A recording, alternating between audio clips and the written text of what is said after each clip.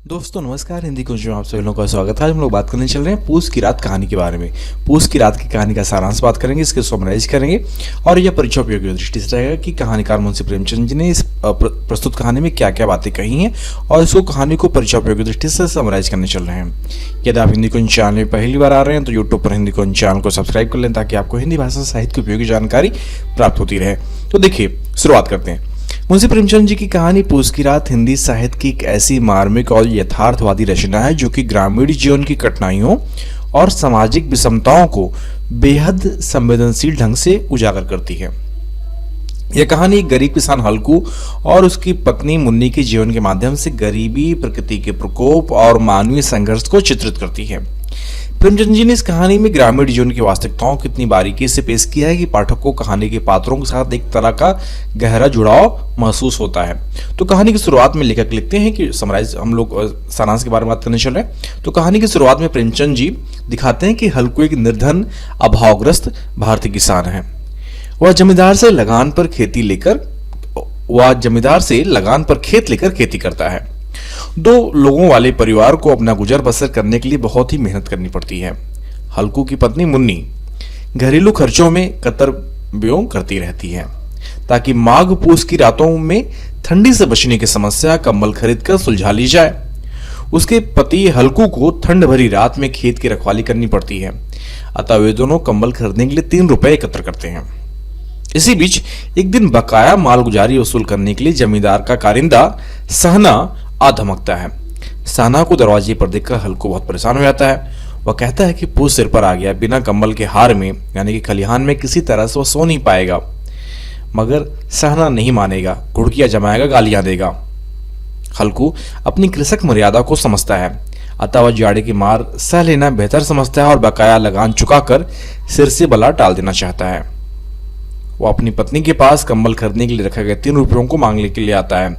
प्रारंभ में उसकी पत्नी विरोध करती है, पर अंत में वह भी परिस्थितियों के सामने घुटने टेक देती है ताकि ताक पर रखे गए 3 रुपयों को पति के हाथ पर रख देती है। हल्कू सहना के हाथ में 3 रुपए उसी प्रकार रखता है जैसे कि अपना कलेजा निकालकर सहना के हाथ पर रख रहा हो। हड्डियां कपा देने वाली सर्दी के साथ पूस का महीना आ जाता है। हल्कू के पास एक पुरानी गाढ़े की चादर है और वह उसी चादर को लेकर खेत पर चला जाता है, लेकिन उससे जाड़े की रात काटना मुश्किल होती है। ठंड के कारण हल्कू कभी इस करवट लेटता है तो कभी इस करवट, पर उसे नींद नहीं आती। उसके साथ उसका कुत्ता जबरा भी है जो कि पेट में मुंह डाले सर्दी से कूं कूं कर रहा है। कुत्ते की दशा पर हल्कू के हृदय में दया भाव बढ़ाता है। हल्कू कुत्ते की ठंडी पीठ सहलाता है और उसे अपनी गोद में सुला लेता है। दोनों ही एक दूसरे से सड़कर थोड़ी गर्मी और राहत का अनुभव करते हैं। कुत्ते के शरीर से दुर्गंध आ रही है, फिर भी वह अपनी गोद में से चिपकाए से सुख का अनुभव कर रहा है जो कि इधर उसे महीने भर से नहीं मिला है। जबरा शायद समझ रहा है कि स्वर्ग यही है और हल्कू की पवित्र आत्मा उसे कुत्ते की प्रति घृणा की गंध तक नहीं है। तभी जबरा ने किसी जानवर की आहट पाई और हल्कू के लाख पुकारने पर भी जबरा उठकर अंधकार में विलीन हो जाता है। हल्कू की उस विशेष आत्मीयता ने उसमें एक नई स्फूर्ति पैदा कर दी है जो कि हवा के ठंड झोंकों को भी वह तुच्छ समझती है।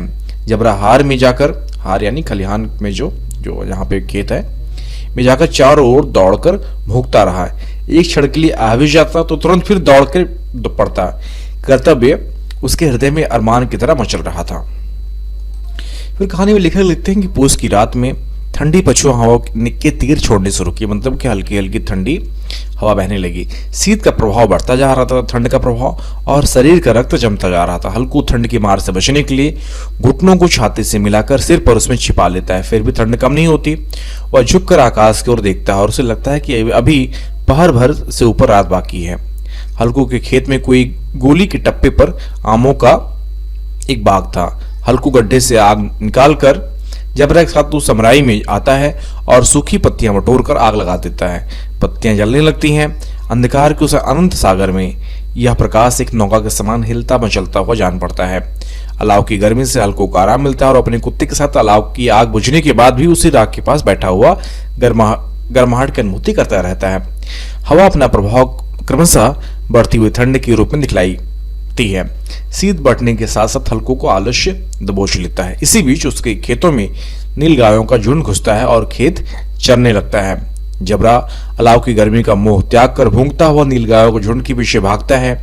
नीलगायों के उछलने, कूदने और खेत चरने की आवाज से हल्को समझ रहा है कि खेत में जानवर घुसे हुए हैं, पर उन जानवरों के पीछे दौड़ना उसे असह्य लगता है और वो अपनी जगह से हिलता डुलता तक नहीं है। जबरा बराबर गला फाड़कर भूखता रहता है, पर हल्कू अलाव की राख के पास शांत बैठा रहता है। नीलगाय खेत को साफ करने में जुटी रहती हैं और हल्कू को आलस्य इस कदर जकड़े रहता है कि वह उसके बंधन से मुक्त होकर चाहकर भी निर्बाध कुछ नहीं कर पाता और उसी गर्म राख के पास नंगी जमीन पर वह चादर ओढ़कर सो जाता है। सवेरा होने पर मुन्नी आकर उसे अपने पति हल्कू को जगाती है, उसे खेत के चरे जाने का दुसंवाद देती है। हल्कू अपने सो जाने का कारण पेट का दर्द बतलाता है। दोनों खेत की सीमा पर जाते हैं।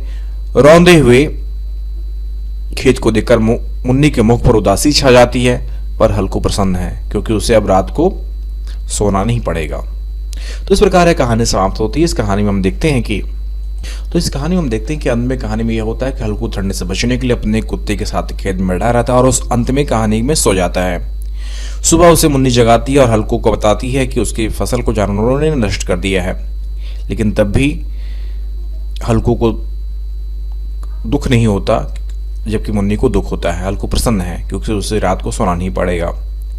ऐसा इसलिए है कि क्योंकि प्रेमचंद जी ने इस कहानी में ग्रामीण जीवन की वास्तविकताओं को बहुत ही संवेदनशील ढंग से चित्रित किया है। वह देखता है कि दुख उसका चिर सहचर है, उसका साथी है। गरीबी और कष्टों में चक्की में पिसते रहने का वह इतना जर्जर हो जाता है कि जीवन के साथ और अधिक योजने की क्षमता उसमें शेष नहीं रहती। परिणाम स्वरूप वो आलसी और आक्रमण बन जाता है।